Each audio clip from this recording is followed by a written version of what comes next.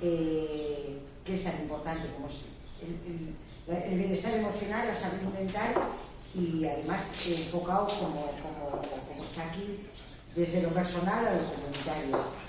Yo creo que además en esta mesa se va a abordar desde alguien que transita por un diagnóstico como tiene Jesús Mari del TDAH, que nos explicará un poco cómo es el trastorno de déficit de atención y hiperactividad, y con un profesional de mucha experiencia como es Iñaki Barritia, que es licenciado en psicología clínica y mucha experiencia profesional de trabajo en el terreno de las drogodependencias y en la psicología infanto-juvenil en Osakidetza, que tiene diversas publicaciones.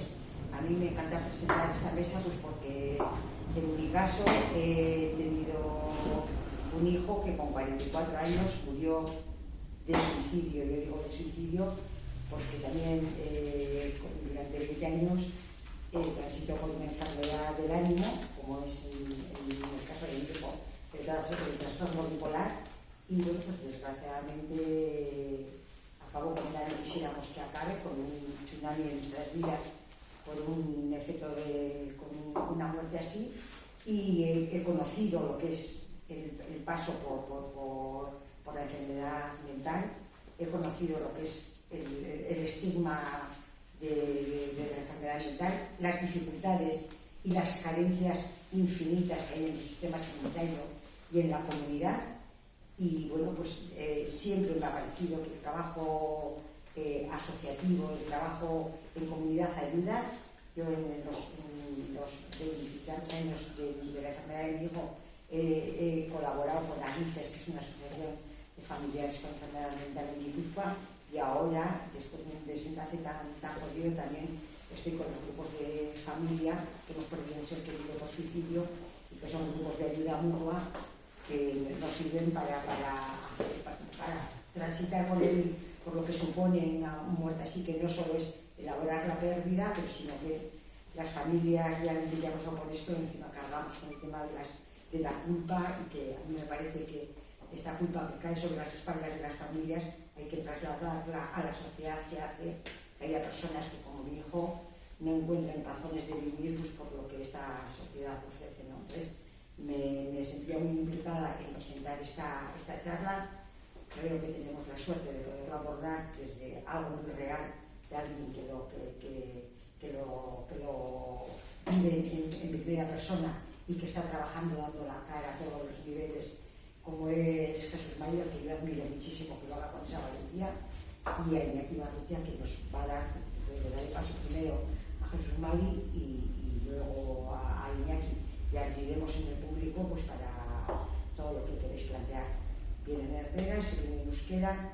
Yo para contestar en euskera voy a tener dificultad, pero ellos, cualquiera de los dos también, o sea que como lo veáis. Y nada, adelante Jesús Mari, que nos expliques un poco tu visión. Bueno, es que ricasco veo. Y nada, pues, es que ricasco a todos por estar aquí. Y nada, pues eso, un poco voy a comentar mi caso de lo que vivo yo a nivel de día a día, desde que tengo uso de razón, desde que soy pequeño. No sé, tengo 42 años y siempre he tenido, pues eso, era movido, me distraía y luego tenía muchos problemas a nivel emocional. A nivel emocional, unos problemas tremendos. Y eso me causó que hace muchos años, pues, empecé a tener una tristeza que no era más que una tristeza. Se alargaba en el tiempo y yo sentía que mi cuerpo no reaccionaba y me quedaba muy bloqueado y no quería levantarme, lo veía todo muy gris y yo siempre le digo que era como cuando me ha pasado eso, que es como el pájaro negro que vuela por encima. Y siempre lo veía así. Entonces, pues empecé a a ir al médico y a decir pues, que algo no funcionaba, y ahí fui a un psiquiatra, psicólogo psiquiatra privado, porque luego comentaré mis casos con la seguridad social, por desgracia, y la falta de recursos que he visto en mi caso, y pues eso, y ahí pues parece que estaba deprimido, y con el tiempo, porque sí que es verdad que cuando era más joven, el niño y sobre todo eso, más el niño, pues tenía muchos problemas, porque digamos que supuestamente no seguía los patrones de conducta que nos enseñan desde la infancia, ¿no? Entonces, pues digamos que me desviaba del resto en mi caso, de la clase, ¿no? Entonces, pues tenía pues, muchísimos problemas de adaptación, y eso me derivaba que cuando hablamos de TDAH suena un poco al tema de movilidad o motora o tal, no, pero es un trastorno emocional total. Yo, por ejemplo, considero una persona que soy muy sensible, y a la hora de recibir la información yo he hecho la comparación con alguna persona que no sufre esto o sufre un trastorno así como puede ser el bipolar, que no percibe, no acusa los sentimientos como los acuso yo, ¿no? Yo lo vivo muy intensamente. Entonces, para eso, muchas veces, por desgracia, en la sociedad no estamos preparados para vivir con personas así. O sea, parece que no... Estamos rodeados todos de personas así, pero parece que no sabemos cómo compartir con gente así. Entonces eso es un poco lo que veo, ¿no? Que me faltaba a la hora de interactuar con los demás, ¿no? Que a veces me siento fuera de lugar en el mundo. Y pues sí, al final, pues eso, un poco retomando lo que estaba antes, ¿no? Con lo del tema de depresión, pues ya ahí se alargó en el tiempo, ya cuando seguía los tratamientos con la medicación, ya surgió por parte de mi psiquiatra el diagnóstico, ¿no?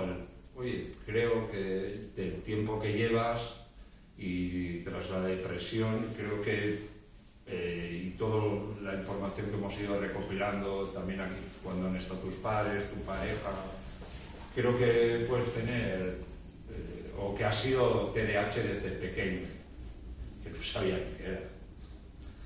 Y ahí pues empecé a informarme y llegué a conseguir entrar en una asociación, en Adagi, y ahí me hacía esa asociación de hiperactivos de Guipúzcoa, que está aquí en Catalina Eraso, creo que es, ahí arriba, ¿no? O Catalina Elicegui, ¿puede ser? Sí, creo que sí, Elicegui, gracias. Y contacté con ellos, con un psicólogo, y ahí es donde pues sí, fui con mi pareja y pues, parecía que era todos los síntomas de que... Y ahí, pues ahí, en los grupos de trabajo en adultos conocí a más gente, algunos está aquí, y conocí a más gente y veía que tenían una vida totalmente diferente a la mía en cuanto a la hora de pues, trabajo o relación de pareja o vivir solo, pero había muchas cosas que muy iguales, muy parecidas, y eso no me había pasado prácticamente en la vida. Y ahí empecé pues a los 30, ahora tengo 42, o sobre los 28, 30 es cuando empecé todo el movimiento de intentar saber por lo que estoy viviendo, y lo que he aprendido con el tiempo es que sí que es verdad que es verdad que muchas veces, desde pequeño, ahora parece que por el tema de farmacéuticos y así, que sobrediagnostican mucho a los niños en un abrir y cerrar de ojos. Esto es, en cuanto un niño se mueve, ya es que es hiperactivo. No, un niño no se, todos los niños se mueven, si no se mueve un niño, mal asunto. Entonces, hay más cosas y va más unido, ahora se está viendo más que va más unido a un factor emocional.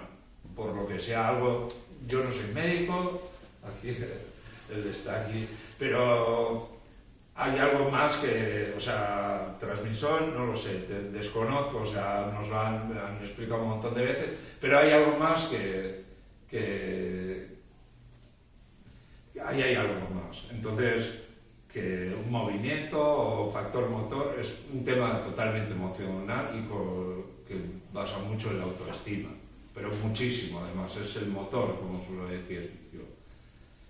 Y además, lo que decía de sobrediagnosticar, sí que es verdad porque se hacen unos malos diagnósticos en ese aspecto, o sea, todos los niños que se mueven no son hiperactivos, ¿no? Hay más cosas, hay más factores. Se irrita muy fácil, tiende a llorar, no que tiende a llorar, que todos los niños lloran también, igual que todo, sino que esa angustia no para, hay un momento que no para y te rolas en un bucle, y eso es, por ejemplo, una cosa que diferencia más, que eso me pasaba a mí mucho, sobre todo eso, factor emocional. Entonces, lo del sobrediagnóstico, sí, en ese aspecto hay un mal diagnóstico, más que un sobrediagnóstico, es lo que yo creo.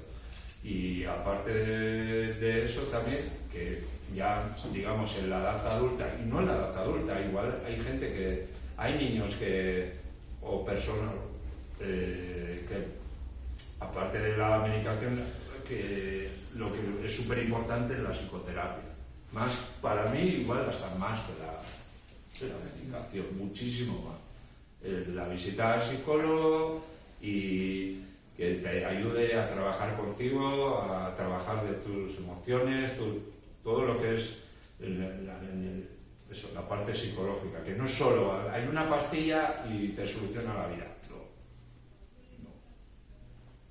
No. Eso es lo que he vivido. Y hay gente, además, que yo conozco gente que no tiene TDAH y que no toma medicación y que le va bien porque trabaja con un psicólogo que sigue unas pautas, sigue una manera de vivir, digamos, y eso es lo que le ayuda. En mi caso, por ejemplo, yo además lo tengo recetado con el psiquiatra, y que por mucha medicación, o sea, tomo la medicación específica, he probado varias, esta que tomo ahora está bien, digamos, pero es súper importante para mí el hacer deporte. O sea, el movimiento y por lo menos descargar. Entonces, a mí, por ejemplo, sí que es una terapia que me ayuda. Aparte, evidentemente, psicoterapia. O sea, eso es sí o sí, o sea, vamos. Pero es súper importante, más que el tema, más que centrarse en la medicación, es la psicoterapia. Y eso, por desgracia, y lo he vivido en mis carnes por la sanidad pública, por desgracia ahora falta mucho un camino que recorrer porque faltan muchos recursos. Y esto es porque, por ejemplo, en mi escualde, cuando he pedido cita con el médico de cabecera para que me derive al especialista, al psicólogo, ya tras la pandemia, pues me decían desde salud mental de lo público que las necesidades que yo demandaba, mi situación, que no me las podía cubrir Osakidetza, a nivel psicológico, O sea, que me daban una cita para, por ejemplo, para ir o sea, para tener una cita con el psicólogo una vez cada 3 meses. Entonces, claro, eso a una persona que está en una situación, me da igual que ya sea un trastorno mental, me da igual en cualquier situación, Yo creo que es una barbaridad. Entonces, eso es un problema. Y claro, muchas veces las familias no saben cómo actuar. Por eso muchas veces también buscamos ayuda fuera, o sea, en asociaciones, sobre todo en asociaciones. Intentas agruparte con gente o personas que viven situaciones muy parecidas o iguales. Entonces, por eso buscas asociaciones. Yo en mi caso también estoy con una fundación en Galicia que trabaja con todo el Estado, porque faltan recursos y, por desgracia, nuestra salud pública, pues no, en ese tema de salud mental, pues hasta ellos, como he dicho, que reconocían que se quedan cortos porque les falta esos recursos. Entonces, pues para un trabajador como yo, pues eso, pues me supone pues un plus extra, bastante extra, porque son servicios bastante caros, ¿no? Caros, dependiendo cómo también lo mires, pero sí que es verdad que yo muchas veces creo que porque veo menos psicólogos bastantes menos psicólogos en la salud mental, muchas veces me hago esa pregunta y yo creo que es porque un psicólogo al final no receta, si no me equivoco, el que receta es... Muy acertado, muy acertado. Tienes más que leer. Sí. Vale, pues mira, no lo haya... Eso es lo que es... Entonces, ¿qué pasa en la salud pública? Si no hay aspirinas, como digo yo, Muchas cosas. pues a eso me refiero, ¿no? Si no hay aspirina, entonces, ese servicio que requiere, pues pagar X a un médico especialista de tal, pero no va a recetar nada, o sea, no va... Un médico de cabecera sí, te receta un montón de cosas, un especialista en cualquier especialidad, me da igual, pero un psicólogo no te va... No, lo que va a estar es contigo en terapia, claro, eso, pues a alguien igual no le sale rentable, ¿no? Que haya no salen las cuentas, entonces, pues sí que me parece un tema importante. Así como, pues, que hay un montón de cosas para trabajar la salud mental. También, ¿te acuerdas, Bego, cuando hablaba en el artículo de que voy a crear microespacios? Cuando me refiero a eso de microespacios, en el artículo que escribí la primera vez que me atreví a contar mi experiencia en el diario público, hablaba de microespacios dentro de la sociedad, pues porque muchas veces, sobre todo me di cuenta, aunque suene muy tópico decir después de la pandemia, pero sí que es verdad que nos ha enseñado a que cada uno vivimos todavía más cuadriculados. O sea, me refiero a salgo del trabajo, voy a hacer mis cosas y, o sea, como que la interacción social nos preocupa menos y más todavía, si cabe, a personas como yo, ¿no? Que todavía necesitamos más ese cariño de la gente o ese acercamiento. Pues eso lo echas cada vez más en falta. Entonces te vas quedando y te vas aislando, te va aislando también. Es una mezcla. Te vas aislando y te va aislando la sociedad, porque está un poco así dirigida. O sea, va en este caos, vamos hacia adelante. Entonces, un poco, pues es eso lo que quería decir, un poco que sí que echo muchísimo de menos una buena salud mental en lo público y también a la hora de lo social, porque sí que me he dado cuenta, y eso es lo que comentaba antes, a nivel de empresas, por ejemplo, en empresas todavía el tema sigue siendo un cliché. Si ya lo es en la sociedad, no te quiero decir en una empresa. O sea, yo pues puedo ser más sensible o menos sensible, por eso soy menos fuerte de mente, como digo yo, en muchas cosas. Pero es otra persona, si lo extrapolo en una dolencia física, por ejemplo, si alguien tiene un problema en la rodilla y no se puede agachar, bueno, eso es visible, pero pues yo tengo otros problemas, por ejemplo, porque puedo estar constantemente en bucle y eso me haga que me suponga un dolor intenso por dentro, pues es otro. O sea, cada uno yo creo que tenemos algo, una dolencia. Pues, entonces eso, ahí sí que veo que haría falta más visibilidad y que, por ejemplo, la empresa, sociedad en general, pues sí que se hiciera más visible y palpable. Como el pasado Bego con tantos años ha vivido con su hijo y me consta que ha luchado tanto para que pudiera tener la mejor calidad de vida y la mejor vida.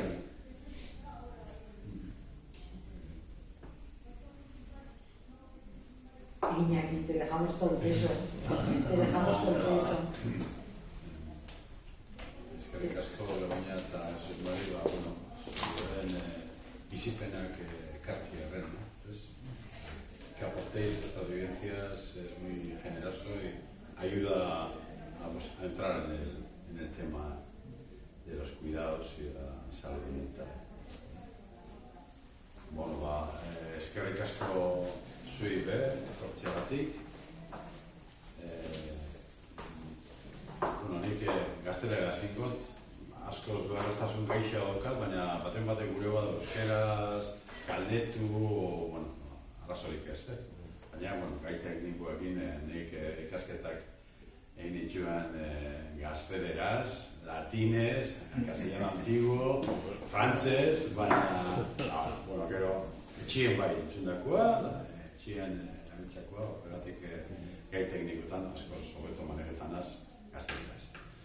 Bueno, gracias por venir, gracias a vosotros por aportar vuestra vivencia personal, gracias a Alternativa por invitarme. Y bueno, yo igual retomaría algo que has comentado tú, lo de fortaleza mental. A mí es un término, me gusta más hablar del término de vulnerabilidad. Todos somos vulnerables, todos. Pero hay situaciones en las que algunos, en determinadas situaciones, son extremadamente vulnerables, son más vulnerables, ¿no? Y al final eso se traduce en una situación de salud mental. Bien, hay una anécdota, un pasadizo que me parece importante para introducir este tema, que es Margaret Mead era una antropóloga estadounidense a la que los alumnos le preguntaron cuál era el signo, la señal que daba inicio a la civilización en el proceso de la humanidad, ¿no? ¿Qué elemento se podía identificar como que fuese el inicio de la cultura, de la civilización? Y bueno, pues los alumnos pensaban que contestaría algo como pues, los cuencos de cerámica, los anzuelos, las piedras de moler o algo. Y Margaret Mead dijo que no, que el signo del comienzo de la civilización lo encontró en un fémur que había sido partido, herido, y que alguien lo había curado. Eso venía a decir que en una situación en la que en aquella época una persona con el fémur roto pues era presa de los depredadores y moriría, a no ser que alguien, una persona, se hubiese ocupado de cuidarla hasta que sanase.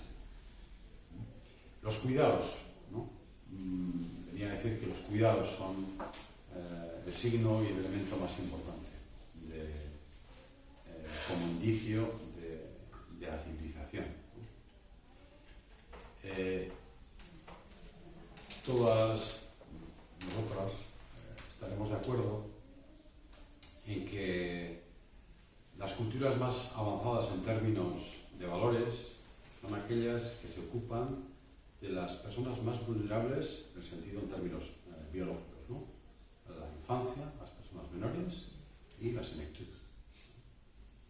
Y también las personas que en términos económicos pues, tienen más dificultades, ¿no? Serían las... Yo quería empezar por ahí porque me parece importante, ¿no? Para hablar de lo personal, pasar de lo personal a lo comunitario, hay que hablar de los cuidados en términos de la comunidad que se tiene que ocupar de las personas. Bien, por seguir un poco, para que no me vaya perdiendo, bueno, para mí es importante entender la psicopatología como una expresión del malestar social, ¿no? Pues bueno, de una sociedad y de un sistema económico y una sociedad enferma, en el sentido de que no está educada a ocuparse de los demás, ¿no? Si nos hubiesen educado en el principio ético de que mi bienestar siempre estará condicionado al bienestar de los demás, ¿no? Pues probablemente encontraríamos con otro tipo de interacción social y otro tipo de... Entonces muchas veces es el malestar de la cultura. Una sociedad enferma en valores se proyecta en problemas de salud mental. Bien. Bueno, existe una relación directa entre los colectivos más oprimidos y la psiquiatría como instrumento de control. Eso ya lo decía Chasler en 2019. Y los determinantes sociales como la violencia, la discriminación, la pobreza, la exclusión, el aislamiento, la inseguridad laboral, el desempleo, la falta de vivienda, carencia de redes de seguridad social, de servicios de salud, son causa fundamental del sufrimiento psíquico. Pero eso no lo asumen los poderes públicos. Esa responsabilidad desplazan a la psicología y a la psiquiatría. Vamos a poner un parche, un cartel, y encima nos vamos a sacar dinero pues recetando más y más y más medicación, que en momentos determinados será necesaria e importante, pero con una buena supervisión y bien definido por qué, para qué y en qué momentos se da.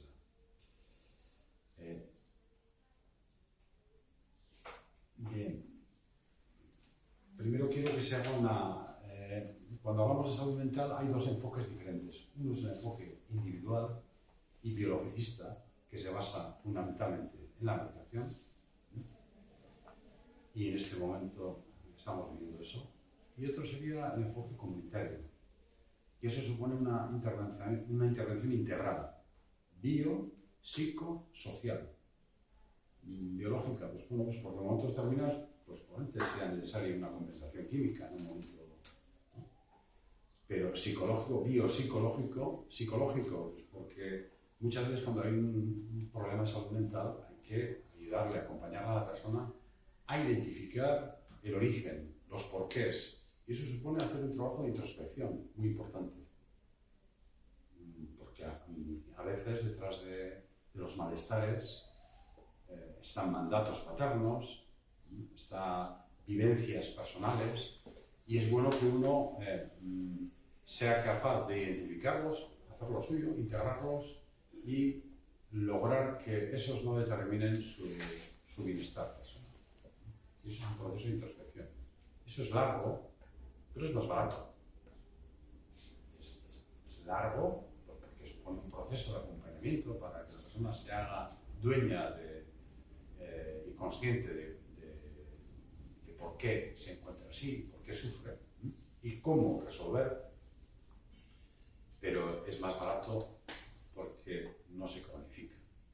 En este momento el planteamiento es cronificar, no resolver, no curar, no me gusta la palabra curar.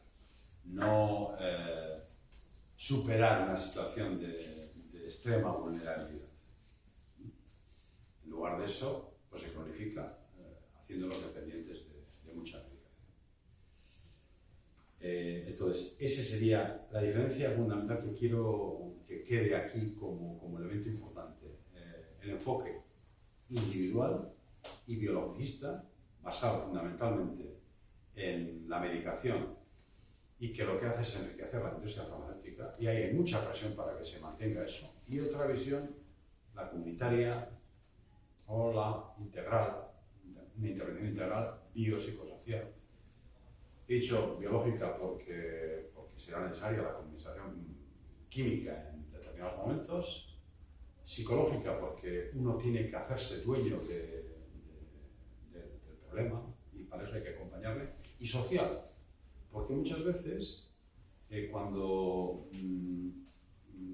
trabajamos con la persona afectada y hacemos un minucioso estudio de cuáles son sus hábitos, qué es lo que hace, pues encontramos que hay aislamiento, rutinas que son tóxicas. Entonces, por eso también es importante lo social, la comunidad.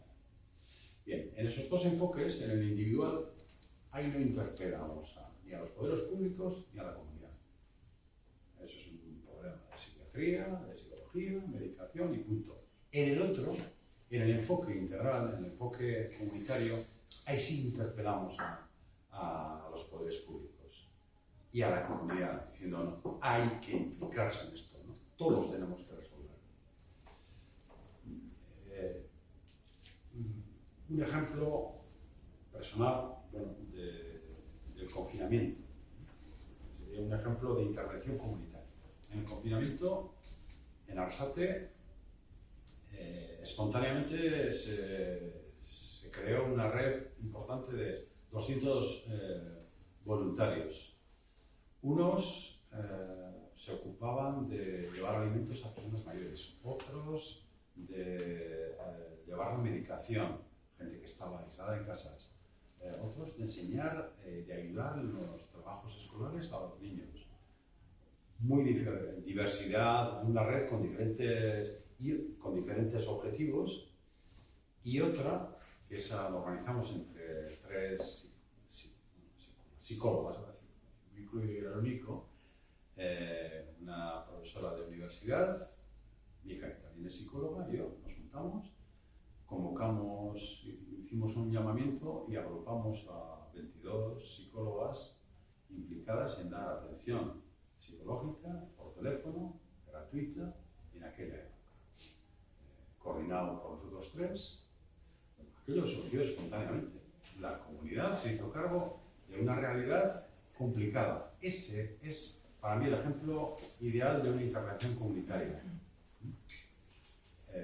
Y era una situación nada fácil.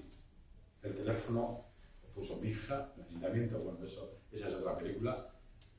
Pues cada 3 días las personas que coordinábamos nos íbamos pasando, metido en un plastiquito, en el teléfono, cogíamos la llamada y todos los días había 2 psicólogas a la mañana y 2 psicólogas a la tarde, de 10 a 12 y de 5 a 7 para atender. Llamaba una persona, hicimos difusión, tuvimos mucha demanda, recibíamos una llamada, dijimos, bueno, espera, nos hacíamos un poco con el problema, poníamos en contacto con la psicóloga que estaba de turno, hacíamos una llamada tal, esto, bueno, pues, y la psicóloga que estaba de turno le volvía a llamar y ahí se establecía un vínculo y pues semanalmente o pues tenían su llamada y, bueno, ese es un ejemplo de psicología comunitaria, de intervención en red de forma espontánea. La respuesta del ayuntamiento, pues una respuesta muy propia de partidos, pues estaba el PNV en el Ayuntamiento de Arrasate y el Ayuntamiento lo que quería es sacarse la foto con las psicólogas. Eso les parecía muy interesante. Bueno, querían establecer vínculos. Nosotros pertenecemos a una red de 200 voluntarios y ahí hay unos interlocutores, unos portavoces que sean ellos los que... No, ellos querían de una forma elitista y para sacarse la foto y además se planteaban algo que había surgido popularmente de forma espontánea, con una generosidad de gente, fundamentalmente mujeres, hay que decirlo todo, la mayoría eran mujeres. Y en lugar de apoyar, de empujar, de facilitar ese proceso, la respuesta del ayuntamiento es no, eso que se organice a través de la Cruz Roja, que ahí existe una jerarquía y bueno, nuevamente querían de alguna forma apropiarse de algo que había sido sufrido espontáneamente, que era una experiencia muy interesante. Bueno, eso es. Cuando la comunidad se dedica a los cuidados, ahí la salud mental siempre sale nada. Ese es un ejemplo muy, muy extremo, ¿no? Pero yo creo que sí explica cómo una comunidad se puede involucrar en lo que es la salud comunitaria, ¿no? La salud de las personas. Pero en este momento lo que vivimos es una situación de un enfoque individualista y puramente biológico, basado en pastillas. Y por eso quería hacer unas consideraciones previas para entender qué es lo que supone ese enfoque individualista, biologicista, farmacéutico, ¿no? Pues supone la mercantilización de las enfermedades. En lugar de vamos a ayudar a esta persona a resolver esta situación, bueno, la medicación iba a ser dependiente de esa medicación. Eso supone miles y miles de millones, la industria farmacéutica. Y la industria farmacéutica hace una gran presión para que eso se mantenga así. Y durante muchos años he acudido a los congresos de psiquiatría en Victoria, en marzo, y la industria farmacéutica es la que paga los estudios. ¿Qué validez interna o externa tiene un estudio que financia la parte interesada? Pues muy poco. Al final, el poder de la industria farmacéutica es terrible. Maneja la epistemología reducida a 3 palabras, lo que sería el trabajo de cómo diagnosticar, que se reduce a 3 palabras: síntoma, diagnóstico y medicación. Y luego la privatización del malestar, que no acaba de interpelar a lo que sería. Bueno, cuando hablamos de la mercantilización de las enfermedades, bueno, hablamos de hacer fármacos para gente sana, se pasa a construir enfermedades en colaboración con paneles de expertos, psiquiatras y de los medios de comunicación. Y ahí, detrás de ello está siempre el poder de la industria farmacéutica. Construir enfermedades nuevas para suministrar más medicación. Yo un poco, retomando el caso de Jesús, mi experiencia fundamentalmente ha sido en el campo de la drogodependencia. En psicología, trabajé mucho en la drogodependencia, luego me habilité como clínico y bueno, pues, los 5 últimos años trabajé en Osakidetza como psicólogo clínico en infanto-juvenil. En una publicación yo hablaba en torno al TDAH, trastorno de déficit de atención y hiperactividad. Y yo en lugar de hiperactividad hablaba de hiperactividad, ¿no? Pues porque en la mayoría de los casos lo que había vivido eran situaciones en las que no había un buen diagnóstico. No conocí pero ni una persona que pudiese diagnosticar como hiperactivo.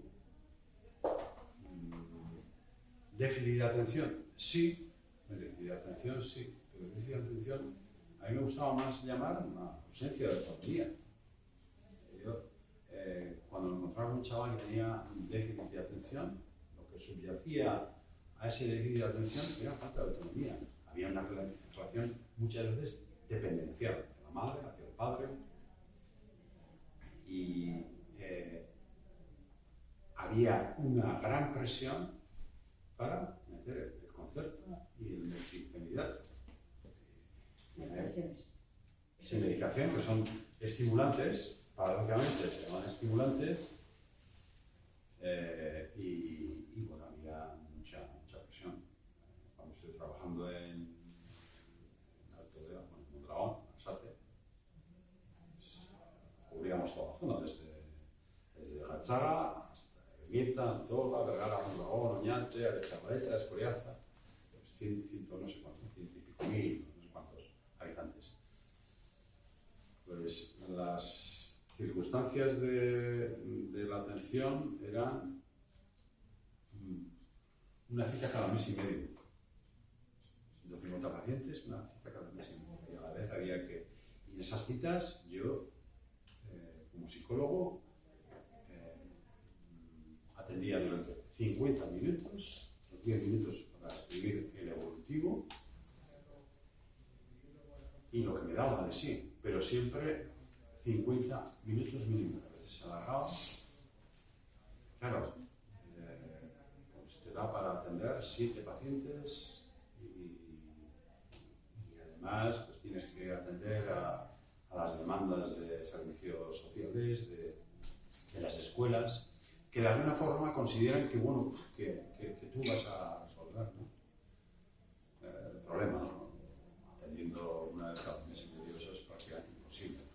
Mi práctica era cuando acudía la madre y el padre con el chaval, el adolescente solo, si acudía con la madre y el padre, pues, atendía a los 3, observaba un poco cuál era la interacción que se establecía entre ellos.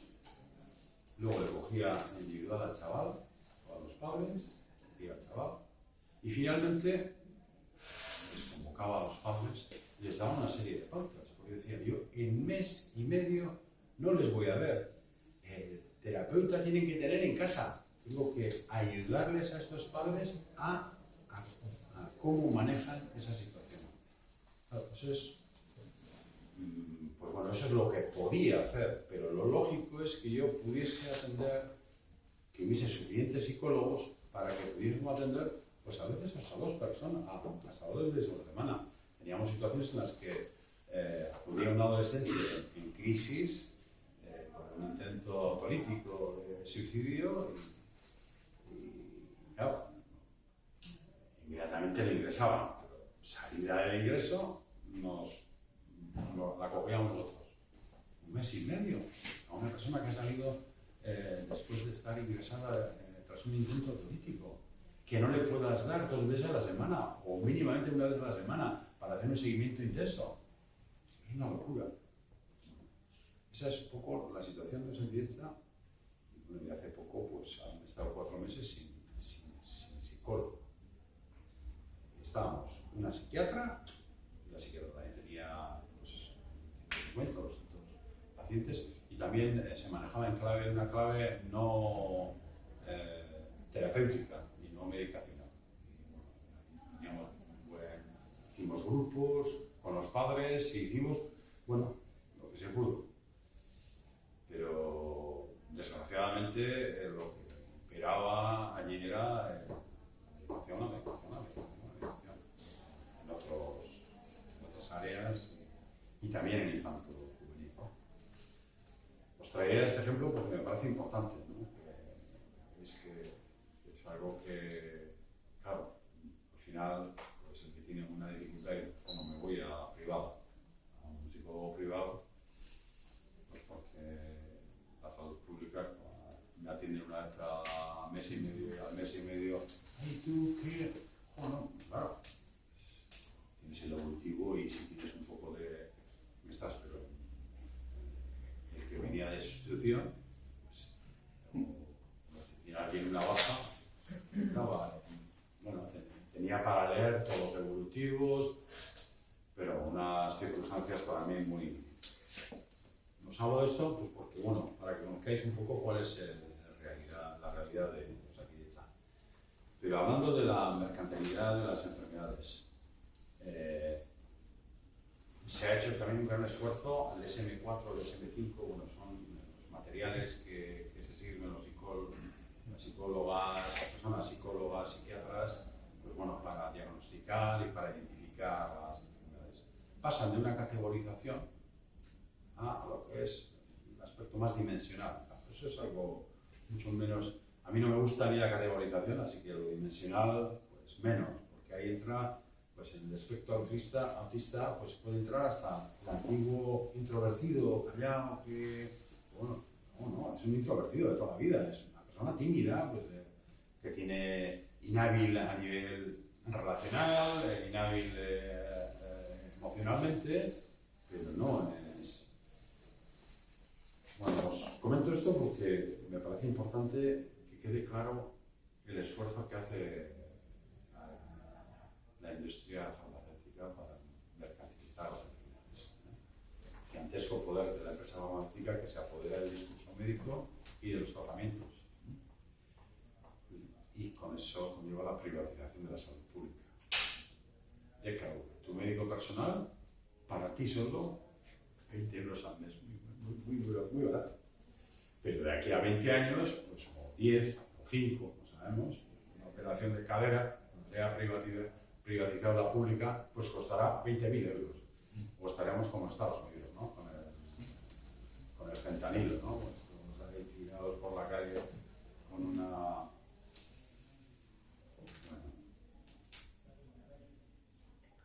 La transformación de todo malestar social, personal y social en una cuestión médica. ¿No? Desempleo, si uno pierde el desempleo, pues al final antes hay una pérdida de algo que le ha dado autoestima, que le ha dado un sentido de eso con una pequeña distimia. Pues primero acudir a los amigos, luego al sindicato, un sindicato combativo y comprometido, y finalmente al psicólogo. Pero primero los amigos, hablar. Y si uno tiene pues un duelo, pues hay duelos, algunos son mucho más complicados que otros. Pero, ¿no? Las pérdidas cursan con un duelo que tiene sus fases, que tiene una red de amigos, pues no necesita una red de amigos buenos, pues no necesita mi psicólogo. Bien. Bueno, todo esto que os traigo son aspectos que tienen que ver con un enfoque que es biologista, farmacéutico y individual, no comunitario. Los nuevos medicamentos de los 80 de la farmacopea psiquiátrica pues, colonizaron el discurso psiquiátrico. Les hablaban de fallo neuronal, sustituía la clínica y la psicopatología. Lo que hace es encuadrar, justificar la farmacopea. Fármaco ofrece soluciones a los problemas de la existencia, el amor, el odio, el miedo, la tristeza, la timidez, la culpa, todo. El desempleo, la rabia, bueno, como más sindicalismo y menos psiquiatrización. ¿No?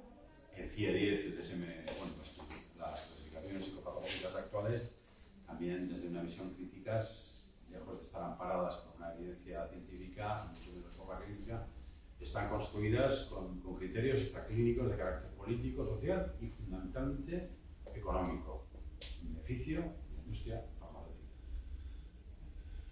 Por eso no quiero decir que cuando se produce un brote psicótico, una situación o una depresión, haya que acudir a los antidepresivos o a los antipsicóticos, pero sí es muy importante que sea transicional, que esté acompañado de una intervención psicoterapéutica y que haya una alta supervisión. No puede ser que me dedique el psiquiatra y a los 3 meses o a los 4 meses, bueno, que tal te ha ido 10 minutos, un cuarto de hora.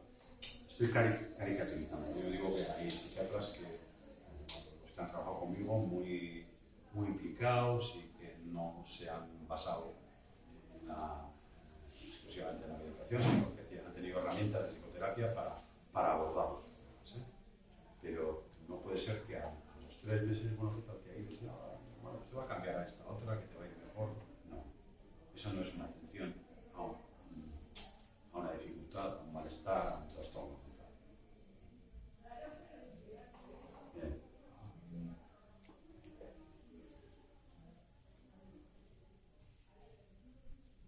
La privatización del malestar.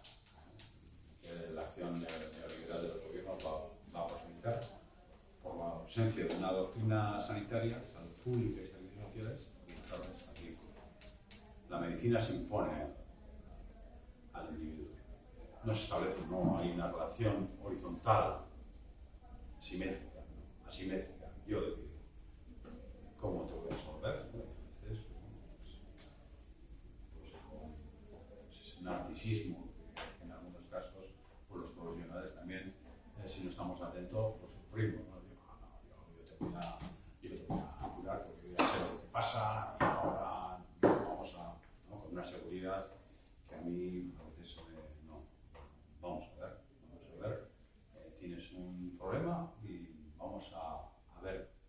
identificarlo, quizás sin palabras. Los términos, la psicopatología ayuda, pero bueno, yo casi creo que más ayuda a entender el origen, los porqués, si tiene que ver con situaciones vividas en el pasado, si tiene que ver con la interrelación que uno vive en la familia, en la escuela, en el trabajo. A mí la mirada sistémica, cuando digo sistémica, es entender la psicopatología y el trastorno mental entendiendo el contexto. No es la persona sola. La persona está viviendo en pareja, o vive en una familia, o vive en un contexto determinado, y es importante ver cuál es el rol que ocupa, que a veces es determinante. Y muchas veces, tanto como con el paciente identificado, digamos, los sistémicos, hay que trabajar con la familia. Por ejemplo, yo de joven conocía una experiencia en Argentina. Había hospitales donde las personas acudían en pleno brote psicótico, y la intervención en pleno brote psicótico se hacía con un equipo multidisciplinar de psiquiatra, enfermera de psiquiatría, psicólogos, y con la familia, acudía a la familia. Y se intentaba que la familia recondujese esa situación de brote. Y bueno, claro, siempre teniendo en cuenta que estaba el psiquiatra en la psiquiatría para momentos determinados, si necesitaba compensación química, pero la intervención, claro, es una intervención muy compleja. Llegue la familia con toda la angustia, con todas las emociones desbordadas, y bueno, con el paciente identificado. Bueno, el abordar esa situación de forma que la propia familia le dotemos en esa intervención de habilidades y recursos para reconducir esa situación de brote, pues eso va a ser muy eficaz.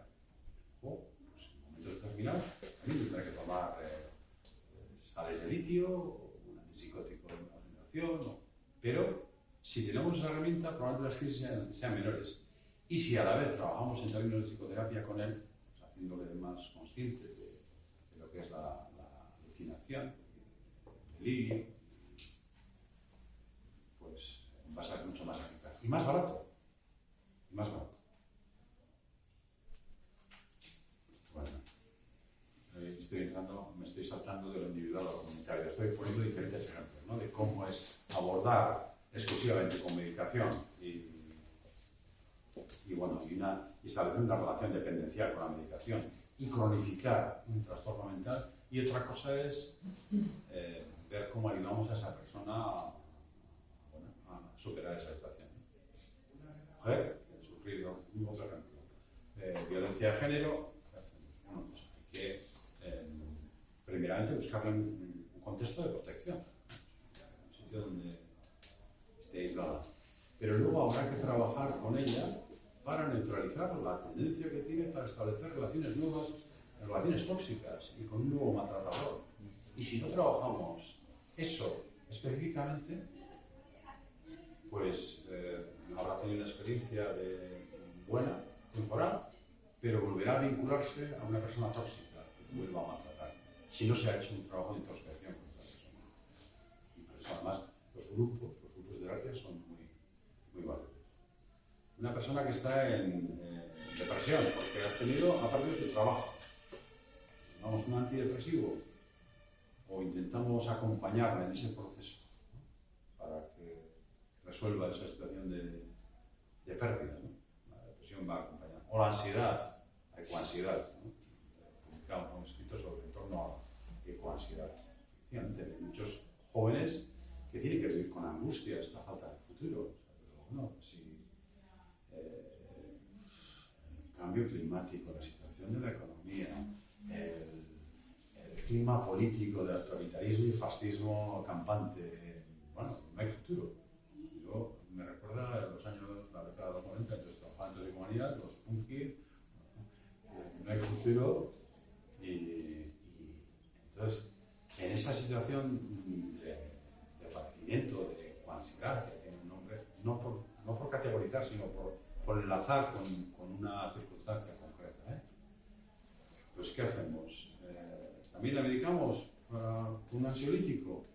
O le decimos, oye, organízate, porque habrá más gente que está en tu misma situación y probablemente en esa posición de estoy actuando sobre algo que me angustia, pues bueno, empieza a desaparecer y distraer esa angustia, ¿no? Y la puedo compartir con más gente, ¿no? O estoy teniendo, bueno, una época complicada, estoy viendo episodios de ansiedad. Pues bueno, pues un ansiolítico. Y si no duermes, un hipnótico. Y si estás desanimado, un antidepresivo. No, hay otras fórmulas. Y además hay otras fórmulas que a veces, bueno, pues es necesario, dormir es necesario, hay que descansar. Bueno, yo ensayaría pues con los conos de lúpulo, con la valeriana, con lo que hay más suave, que genera menos dependencia, porque los ansiolíticos, un episodio de ansiedad, sí, esta persona, pues si está tomando la medicación, a veces es que se dispara, claro, con un ansiolítico, pues uno baja una sensación de relajamiento, cuando se pasa el efecto, se dispara, no vuelve a la misma base, sino está mucho más excitado, ¿no? Si me permites que te corte ahí, es que justo me viene de perlas justo lo que estabas diciendo y además tienes razón completamente en el tema de la ansiedad. Yo lo he vivido de primera mano con el tema de lo que estás comentando. Sí, un ansiolítico va a ser un parche momentáneo, pero cuando se pasa el efecto, o sea, yo he tenido problemas de adicción, porque al final el cuerpo te pide más.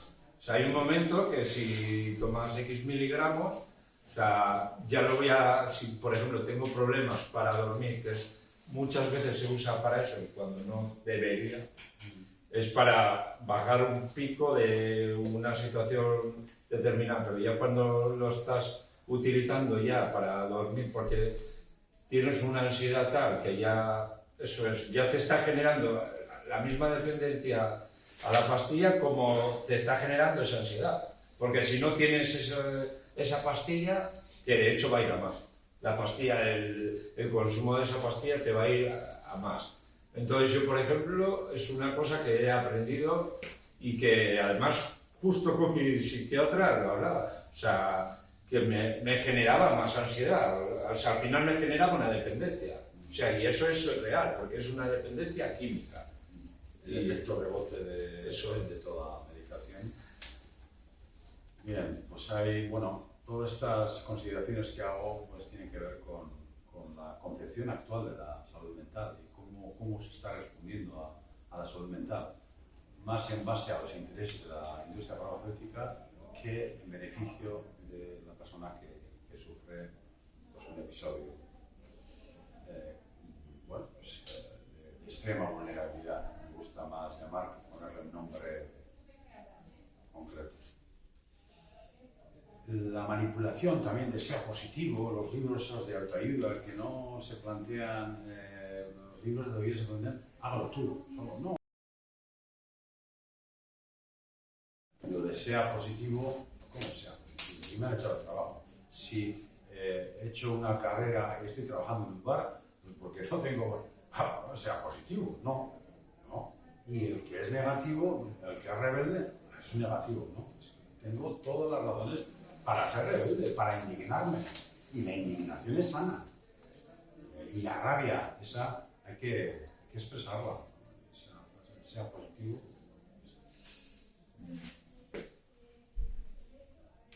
Bueno, estas las consideraciones que he hecho son lo que conforman los fundamentos del enfoque individual de la psicología. Pero si vamos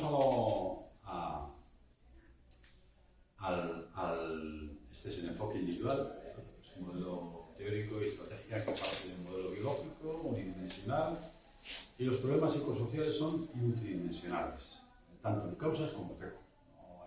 El problema no es únicamente yo que tengo un problema, yo tiene un problema en un contexto determinado, en una sociedad determinada, en una familia determinada, en una relación determinada. Y es bueno hablar en términos de corresponsabilidad, sin culpabilizar a nadie. Todos, las madres, los padres, queremos lo mejor para nuestras hijas y intentamos hacer lo mejor que sabemos hacer. Pero nos podemos equivocar. Asumir que quizás nos hayamos equivocado, pues también nos reencuentra con las personas de la familia, ¿no? Niega que la salud es un producto social. El enfoque individual de la salud está mal, el problema, pues, la genética, no. La enfermedad mental se ubica en una sociedad carente, en muchos casos carente de valores en baja. Asume que existe libre elección y no existe libre elección. El determinismo está ahí. Nacemos en una sociedad, en un extracto social, en una familia. No es lo mismo una niña o un niño que nace en un país subdesarrollado, que ha vivido maltrato, guerras, a una niña o un niño que ha vivido un contexto de tranquilidad y de paz, ¿no? Es importante el contexto. No es efectivo el enfoque individual, porque nos condena a la medicación, a ser dependientes de la medicación. Ansiedad, ansiolíticos, insomnio, hipnóticos, y bipolar, sales de litio, brote psicótico, antipsicóticos, depresión, antidepresivos. En un momento determinado igual será importante y necesario. No siempre, incluso que ahí se abusa. La primera lección tiene que ser, vamos a ver dónde está el origen de esa depresión, cuáles son los porqués, cuándo se inicia, si ha habido episodios, pues no tanto de depresión, pero sí distimia, desánimo, recurrentes, y a qué lo unes, con qué lo relacionas, que él se va ya haciendo dueño de su persona, de su vivencia. Y no compromete a las instituciones de la sociedad.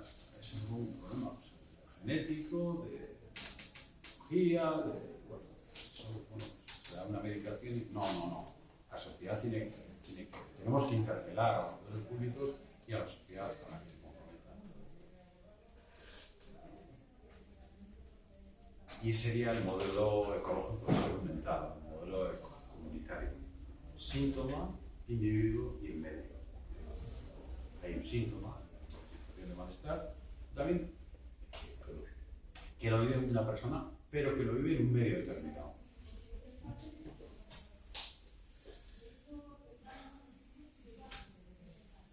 Y es muy importante hacer prevención. Nosotros, cuando estaba trabajando en un trabajo, iniciamos una intervención de la psiquiatra que estaba conmigo, como psicólogo clínico.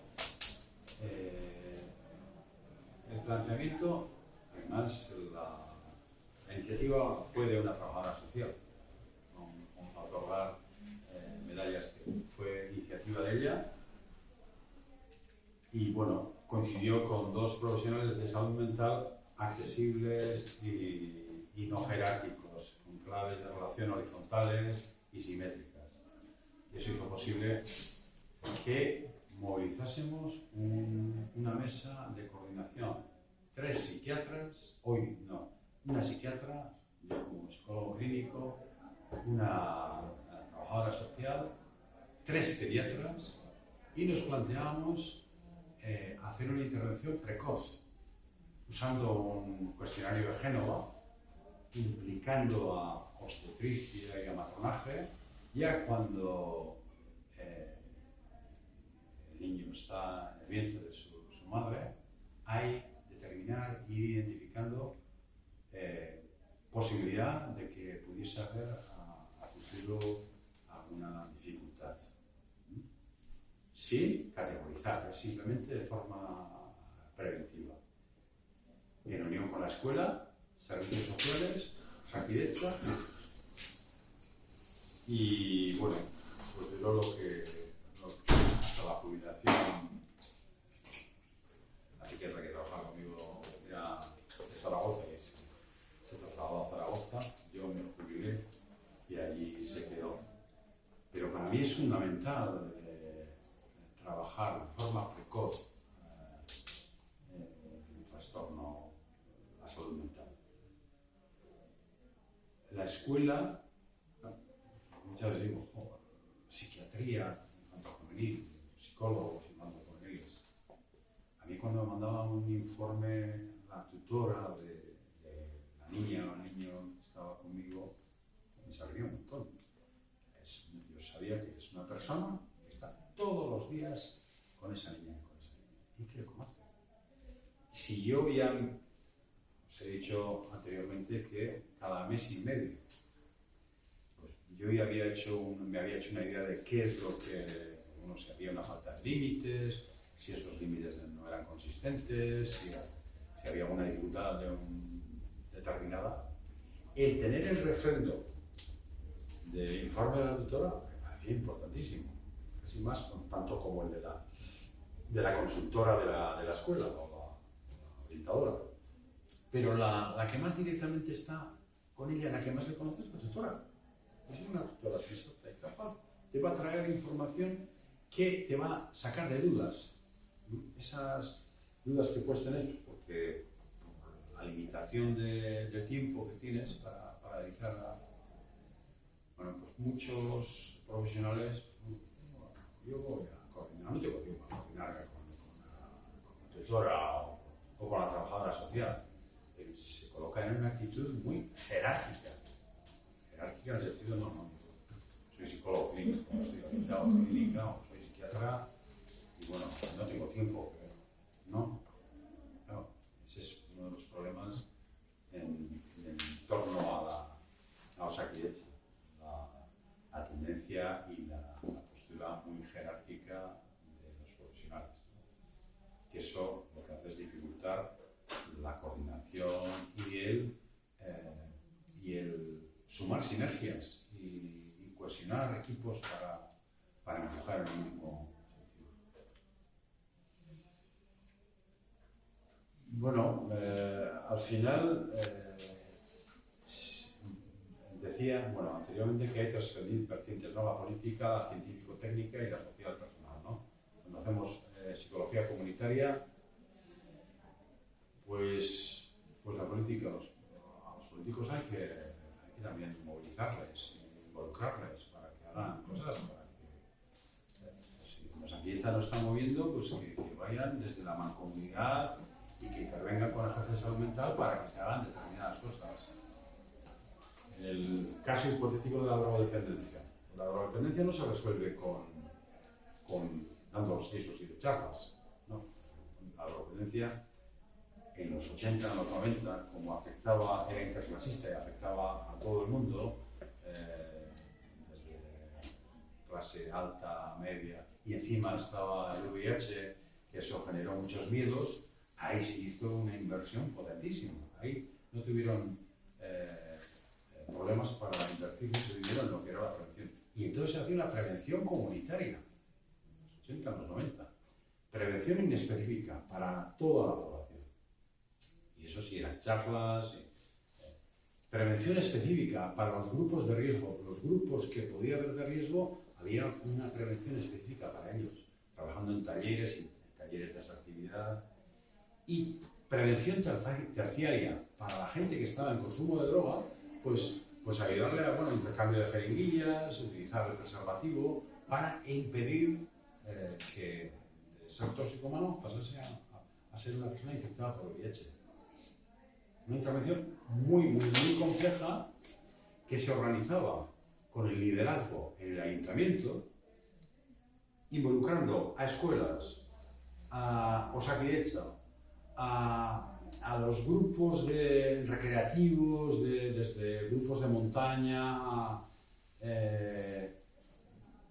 a la policía municipal, para que la policía municipal supiese manejarse con criterios adecuados, nada de reprimir y de perseguir, sino, pues bueno, pues en coordinación con los servicios sociales, en personas que tenían dificultades con la dependencia, las familias no saben qué hacer.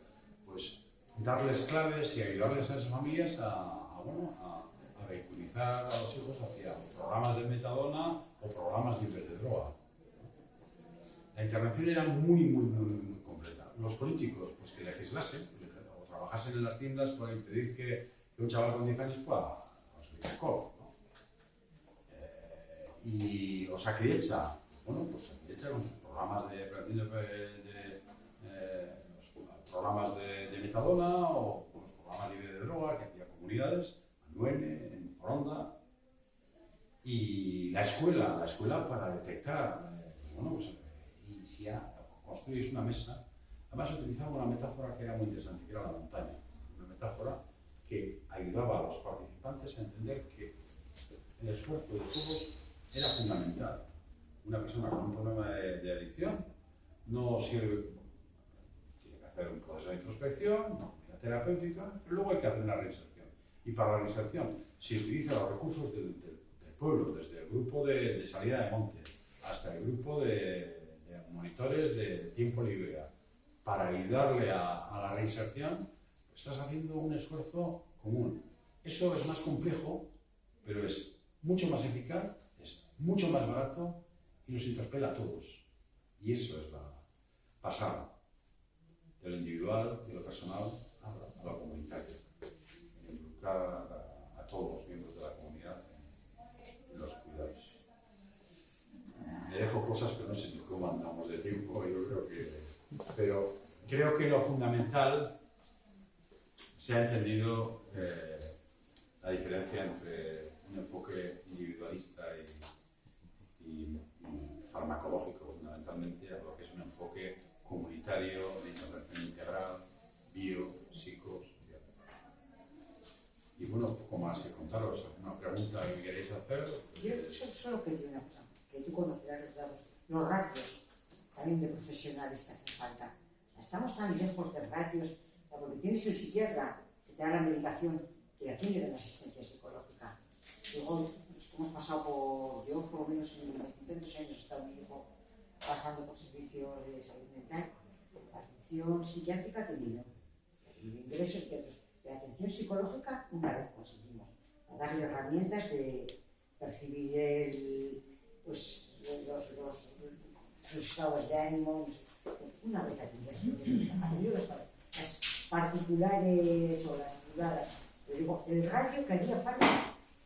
Es que ahora yo veo en la unidad de IVA, si psicólogos, no sé si hay 2 en toda la unidad, ¿cómo van a atender? Pues serían necesarios 10. Y ahí en Mondragón serían necesarios 10. Y psicólogos, psiquiatra, yo particularmente yo creo que son menos necesarios, o por lo menos los que no están formados en psicoterapia.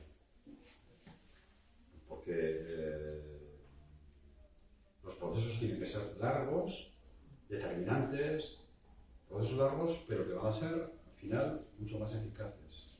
Con la medicación, al final acabamos siendo dependientes de la medicación y no se resuelve el problema. Porque con un antipsicótico tú neutralizas lo que sería la sintomatología positiva, el delirio, la alucinación, pero hay otra sintomatología que llamamos negativa, que es pues la anedonia, la abulia, la falta de voluntad, la falta de autonomía. Esa sintomatología negativa que habría que trabajar con la medicación se aumenta la bulia, aumenta la falta de autonomía y bueno, pues yo creo que todos hemos visto, ¿no? Pues, personas que están sobremedicadas y que son que les impiden que puedan establecer una relación. ¿Cuántos? Muchos. Para mí 2, no solo en número. En Mondragón, que ocupamos toda esa zona, Mondragón, donde pues, mínimamente sería necesario, pues mínimamente 10 psicólogas, 10 personas psicólogas. Y también trabajadoras sociales, a trabajar en red, muchas. Y luego otro elemento, trabajar en grupo. Nadie trabaja en grupo. No, claro, es mucho más fácil trabajar a nivel individual. Y a nivel individual das trabajo a una persona. Cuando yo trabajo mucho en grupo, siempre trabajo en grupo, desde la experiencia toda la vida trabajo en grupo. Y en grupo, cuando creas un clima terapéutico, el grupo es muy terapéutico. Y se está beneficiando de esa intervención, en hora y media se benefician 10, un grupo de 10, hasta 12 personas, ya es más difícil de manejar. Ecoterapia, pues no, pues, claro, es muy cómodo para los psicólogos, es muy cómodo, pues bueno, a nivel individual, ahí detrás de la mesa, y el círculo, el grupo, 12 personas, se están beneficiando 12 personas de una intervención. Si haces grupos semanales, fíjate a cuántos tienes, nosotros teníamos 2 grupos semanales, para con padres y madres, y fundamentalmente eran las madres las que acudían. De 0 a 11 años, y luego madres y padres de 11 a 18 años. La adolescencia eran 2 periodos de diferente complejidad. En hora y media, pues 10 madres y padres que llevaban herramientas y claves. Eso en lo que sería pues, una intervención infanto-juvenil, ¿no? Pero en cualquier problema de ansiedad, pues grupos de ansiedad, de trastornos somatoformes, enseñarles a que entiendan la relación que tiene su vivencia de ansiedad con las atribuciones que hacen, que modifiquen las atribuciones. Claro, eso es darle herramienta para neutralizar la ansiedad. No necesitan ansiolítico, pero eso requiere un tiempo, requiere grupos. Y si trabajas en el grupo, drogodependencia, toxicomanías, lo mismo, un grupo es lo que rehabilita mucho más que muchas personas con problemas de toxicomanía, o bien familiares, o bien a nivel individual, una psicóloga, no busques una psicóloga o un psicólogo, no, necesitas un espacio, una comunidad, un espacio. Pues, yo siempre digo, pues mira, pues a Proyecto Hombre o a Gripaz, a una comunidad terapéutica. En una comunidad terapéutica vas a tener un contexto de protección donde vas a hacer turismo interior, que llamo yo, introspección, ver qué ha sido tu vida y poder reconstruirte. Poco a poco en un contexto de comunidad, en un contexto protegido. Y luego, una vez finalizado ese proceso, hablo de procesos, cuando estaba en Proyecto Hombre, la comunidad hacían 8 meses. 8 meses y otros 3 meses en reinserción. Y en acogida igual habían hecho otros 5 meses. Había un proceso muy largo de... eso es más complejo, pero al final es más barato, porque va resolviendo los problemas y va dotando a la gente de herramientas para enfrentar sus propias dificultades. 2 ratios. 2. 1. Muchas más personas psicólogas y también trabajadores sociales y psiquiatras también. Y más trabajo en grupo. Más trabajo en grupo porque también es que pues, muchas personas psicólogas no quieren trabajar en grupo porque eso requiere una formación complementaria, requiere estar más expuesto, es más difícil, más costoso, 1 hora y media manejar un grupo, pero una vez de que el grupo aprende a caminar, te encuentras con 4 o 5 terapeutas que te están ayudando. Es así. Porque bueno, uno tiene un problema en una dificultad concreta, pero en la dificultad de Juan, pues, tiene claves para darle. Generar ese clima grupal, esa cultura grupal que permita el crecimiento de las personas es difícil, pero es muy eficaz. Entonces, no solo ratios, sino la forma de trabajar. No individual, sino en grupo. Individual también, Individual también es muy importante.